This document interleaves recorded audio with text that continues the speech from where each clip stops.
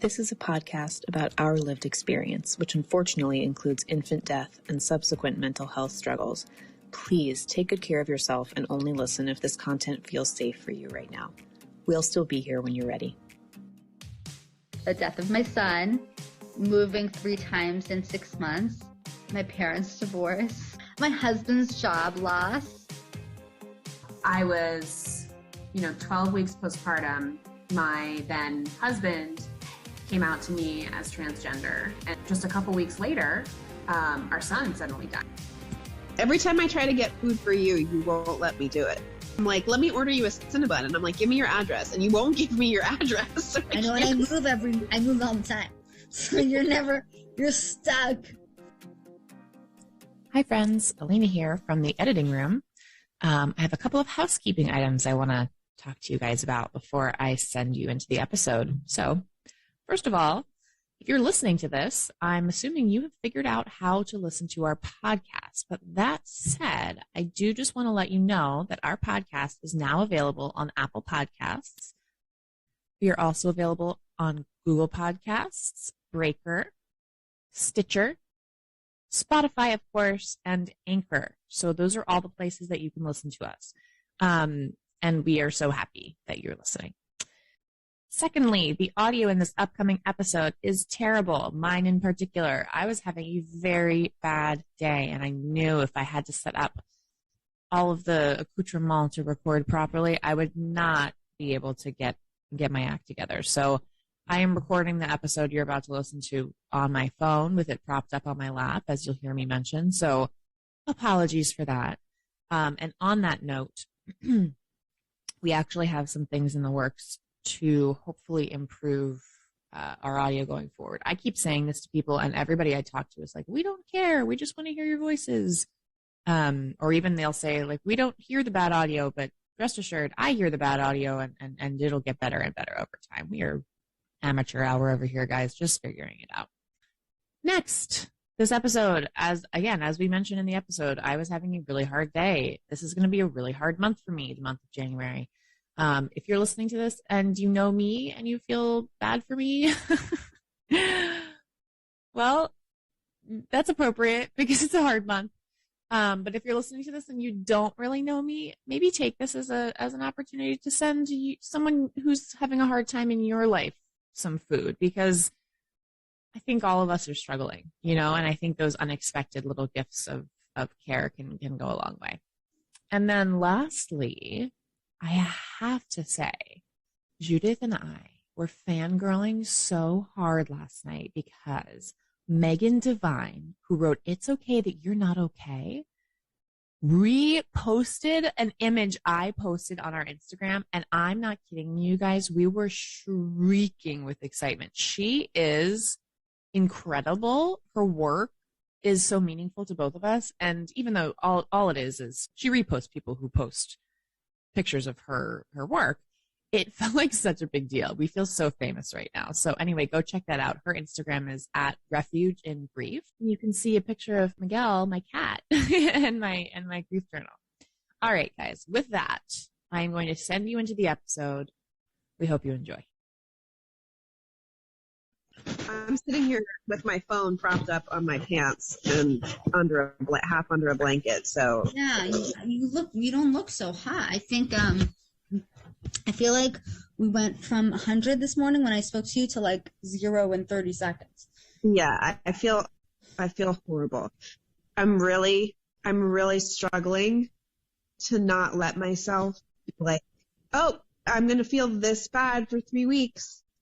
You're not. I need to remember that this is just temporary, even though this is the bad month.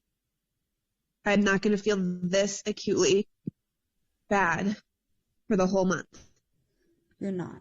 You're not going to feel this bad for the whole month, and it's going to come in waves because it always does.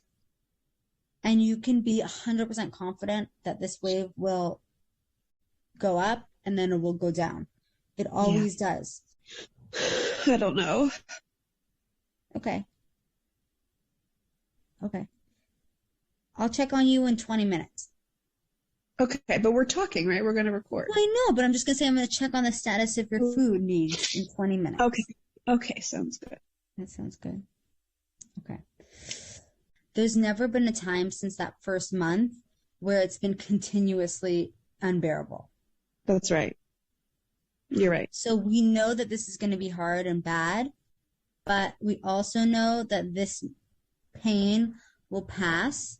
And so we just have to get through it. We're just going to get through it. We're going to grin and bear it. Yep. And it's just going to be hard. 1 breath at a time, 1 hour at a time. 1 hour. Let's just go for 1 minute. Okay, 1 minute. Okay, I can do that. Yeah. Listeners, we're about to record a regular episode for you, but if I sound a little flat, it's because I've been crying for 2 hours straight. Hot Mess Express. Hot Mess Express, Alina. Hot Mess Express. So, I think it was meant to be that you were going to be Hot Mess Express because for the first time ever, I have prepared.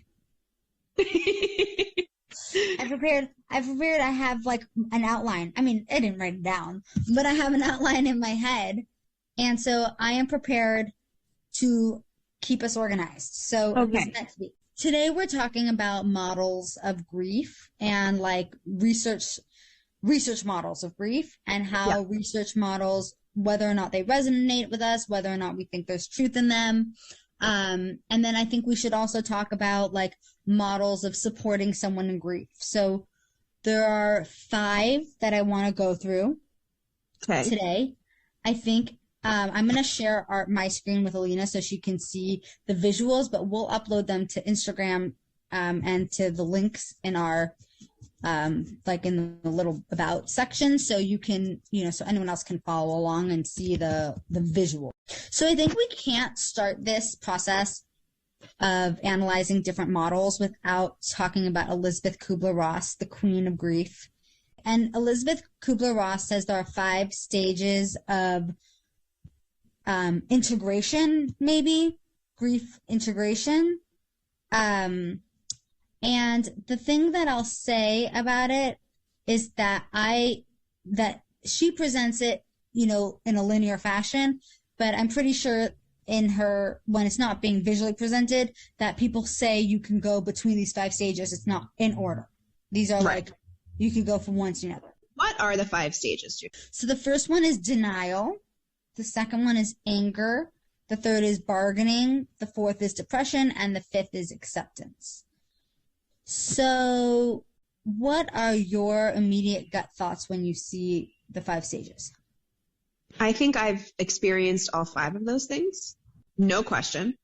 Denial for sure. Like I think in the beginning, especially, that one does feel like it's an earlier thing for me. Like I do feel like in the beginning, my body and my mind like just did not accept that he was gone. Like I kept forgetting. And each of the other ones, I do feel like I've experienced throughout the process, but certainly not in a linear fashion. I was just kind of like all over the place. The weird thing about bargaining that I've found is just how completely nonsensical it is. Like, I know that my son is dead and I will continue to like plead for, an hour longer. But like, he's already dead.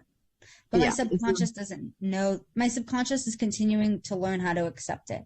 My therapist says that it's not, you'll never accept it, but you'll learn how to accommodate it. Like it will always be there, but you're never going to quite accept it. I don't like her stages of grief at all.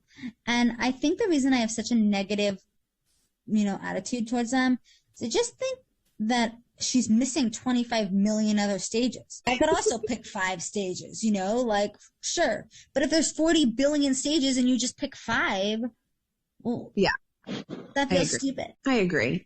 Grief is so much more than just those 5 things. Grief is a million different things. Grief is a million different things. And sure, I feel angry sometimes, or I feel, shock sometimes, but I equally feel exhaustion. Why isn't exhaustion on her stage of grief? Confusion. Where is confusion? Oh, well, it says confusion is under shock and denial. What? About like isolation and feeling lonely, loss of identity. Right. And what about reintegration into community and society? Like, I don't think that, like, where does that fit into a stage of grief? I think she just picked 5 but you could have easily picked 5 other ones and they would have been just as true. Yeah, agreed. So that's why I disagree with it. I also think that you can feel many of these stages all at once. You know, like I feel angry and I feel depressed at the exact same time. So it's like, they're not really stages. Again, these are just like 5 feelings. Okay, well, to me, that's not very impressive, Elizabeth. But I don't know if it's different if you are the one dying and you have to accept your death. And that was what I read somewhere, that we are completely misunderstanding our stages. I don't know if anyone in our audience has more familiarity. I'd love to hear if that is a more realistic experience than the way they present to us in grief. Right. And I also think that there are days where I completely accept it, and then there are days where I go back and then I'm in denial again. So it's like, I think I live in both worlds, and it's impossible to just say it's this stage. So I don't like it. On a scale of 1 to 10, if I had to give it a grade, I'd give it a C. What would you give it? I would also give it a C, because I think it's not wrong, but it's also not right. Okay. Excellent. I agree. So we're not going to preach this one. But there is another one that I really enjoy that I want to show you. It's called the Tonkin model of grief. Have you heard it? Tonkin? No. So Tonkin, this is the best way I've seen it. Imagine that there is a ball in a jar, and in the beginning, he says that people assume that with time the ball gets smaller and smaller and smaller. But he says what actually happens is the ball stays the same, but we as people grow bigger and bigger and bigger, so the ball doesn't feel as big. Right. Right. Okay. So the grief, in other words, the assumption commonly would be that the grief is going to get smaller over time, but in fact, his model suggests that the grief remains the same size, but that we grow bigger to accommodate the grief. Right. How do you feel about that? And I think it could be confusing to somebody who's not grieving what that means to accommodate the grief. And I think the best way to think about it is if you had like a physical ailment like diabetes. In the beginning, it might feel like you're spending, all your days measuring your blood sugars. You might spend all your days, monitoring your health and your behavior or dieting and whatever, and it kind of consumes every minute of your brain. But then that's kind of how it is about grief.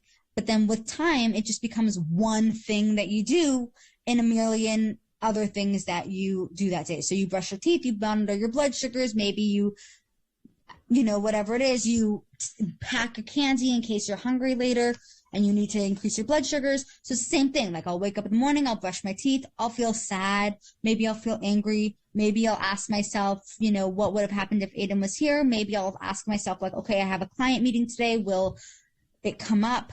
What important dates do I have? And then I'll continue about my day, but it won't be like all day long I'm thinking about the loss. Right. Honestly, like this is kind of making me think like it's almost like although you don't eat shellfish, but it's almost like we're oysters and the loss is a piece of sand, and we're like building around that piece of sand and turning it into a pearl. So that is a beautiful way to say it, and it actually reminds me of the other model that I want to discuss. Okay. And I have not seen a professional name for this one. I just saw a TikTok about it, so we're gonna call it like the rainbow theory.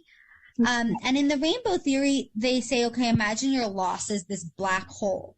Let's say this black hole is 1 foot by 1 foot, whatever it is. Every happy memory and every positive experience you have after the loss is a ring that goes around the black hole. The first layer is red, the next is orange.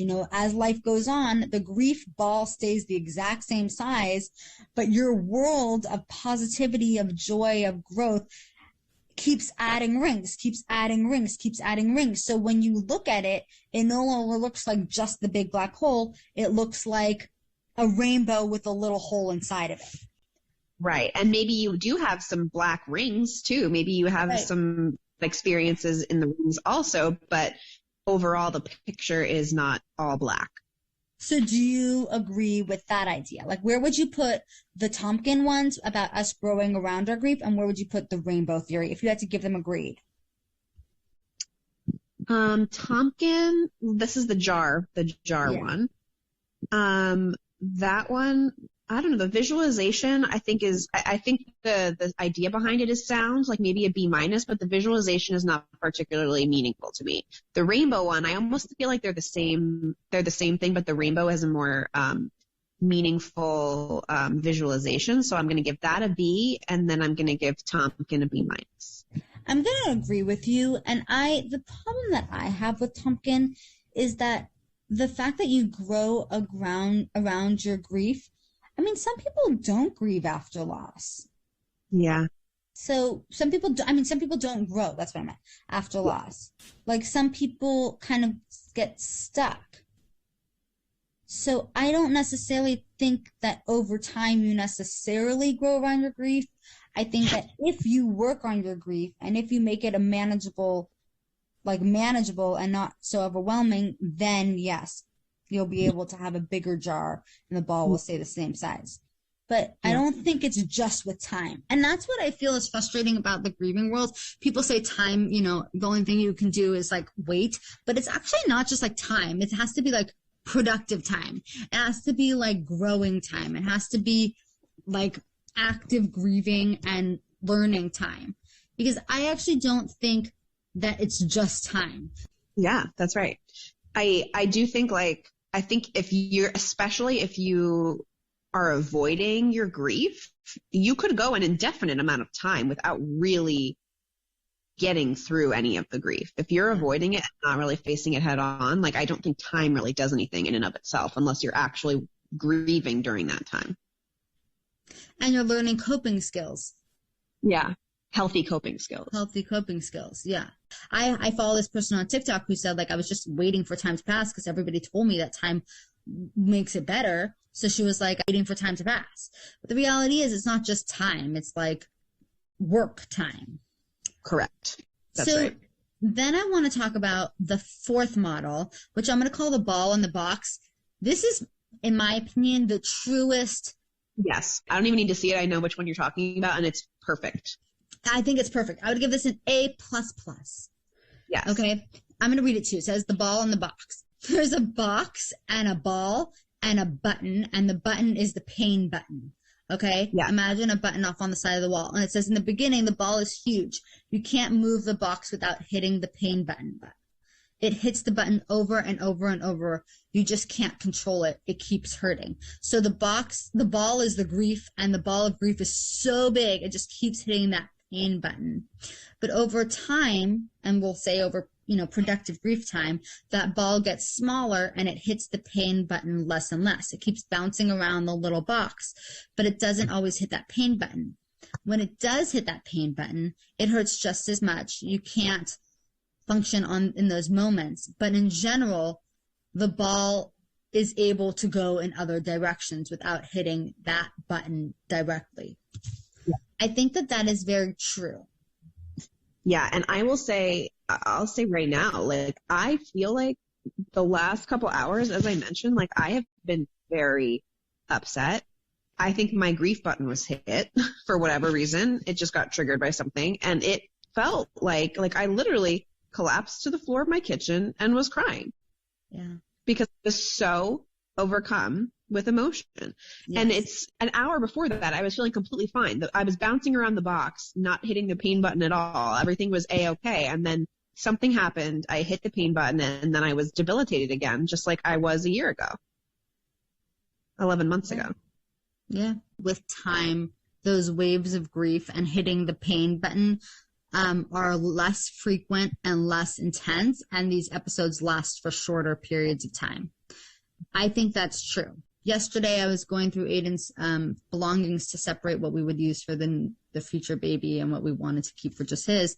And I think 6 months ago or 7 months ago, that would have set me in bed for all day. And I think now I was definitely sobbing, but I was sobbing for 45 minutes, not all day. Yeah. Good job with that. Yeah, it was hard, but I think she's right. And I suspect that there will come a time maybe in 3 or 4 years where on the anniversary of his death, I cry, or when I see a baby that was exactly his age, I'll cry.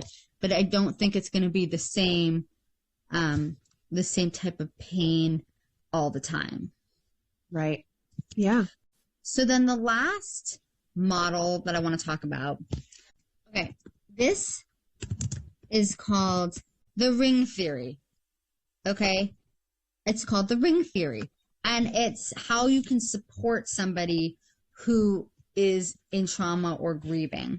So this isn't exactly a model of grief, but this is another model you'll hear a lot of when you're in grieving.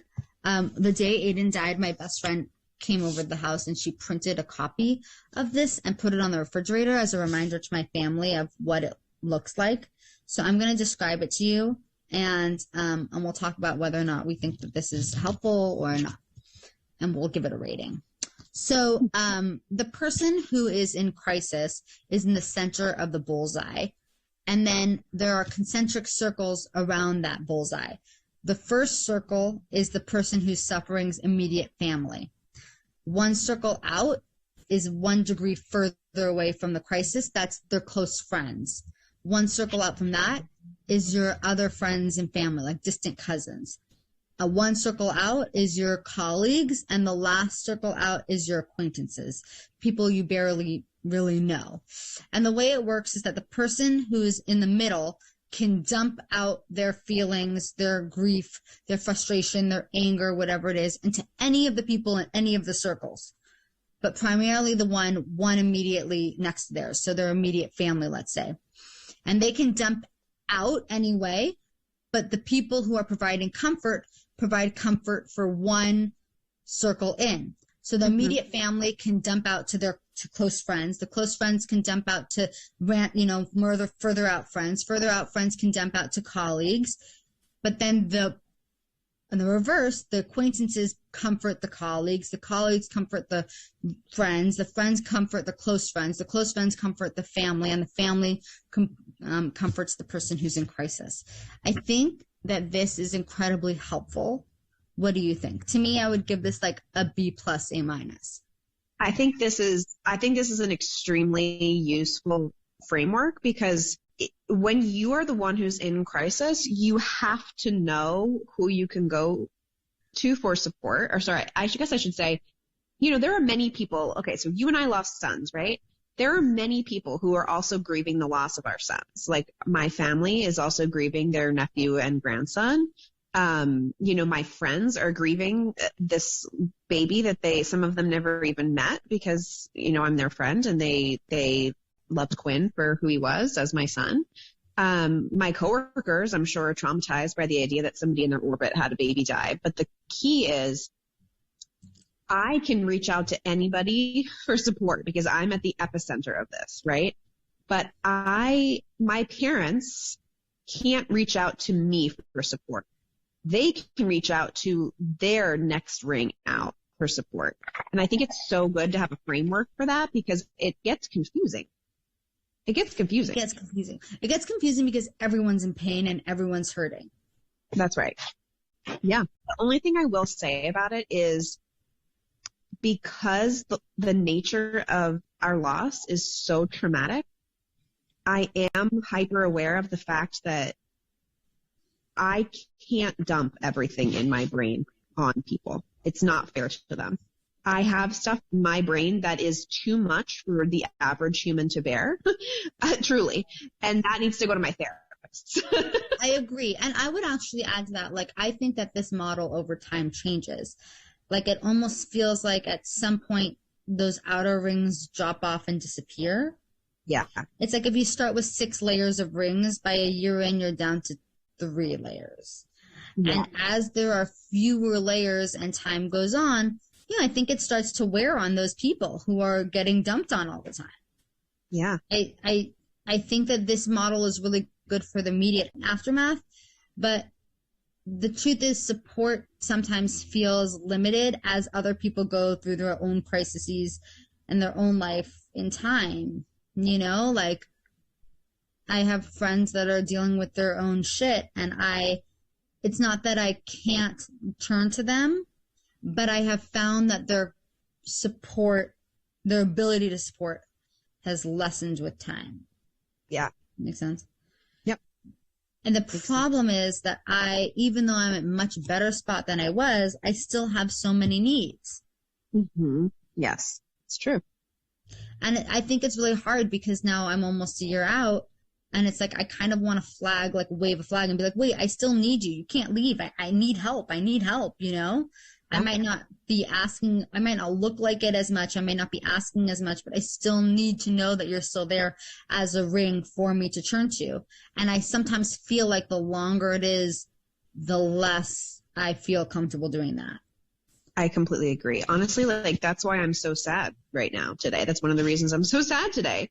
Yeah. Is because I feel like obviously like this month, I think people are aware that I'm going to be struggling, but I do also feel like I'm sitting here and I'm like, I don't have any food in my house. I don't know what I'm going to feed myself. Like, who do I ask to feed me? Like, it's been so long. Like, there's no like meal train. There's no like, you know, like there's no framework for helping me at this point in the loss. So I'm just like struggling to figure out who to ask for help. Like, who is appropriate for me to ask for help?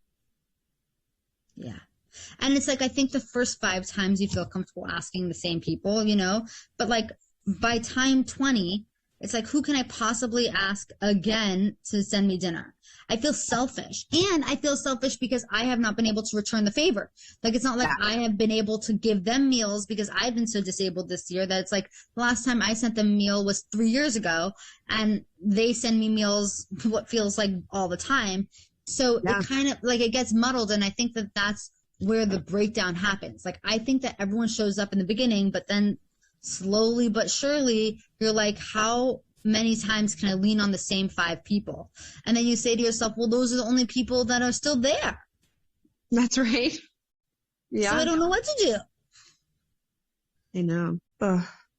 One other thing I'm thinking about is like when we move and we have an all new community and people don't know, like, it's like, but I'm still going to need help. So who's going to, if no one knows, like, who's going to know that I need help in March? They might not know. And then I'm going to be alone and I need help.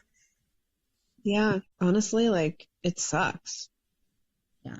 It sucks being on the receiving end. And I suspect that people with physical disabilities feel the same way. That's my guess.